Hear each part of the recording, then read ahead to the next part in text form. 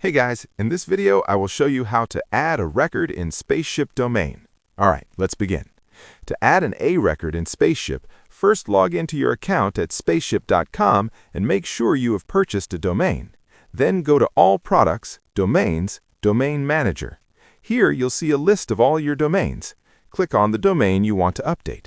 Next, select Name Servers and DNS, followed by Advanced DNS. Agree to any prompts or warnings that appear. Once inside the DNS settings, scroll down to the section for adding records.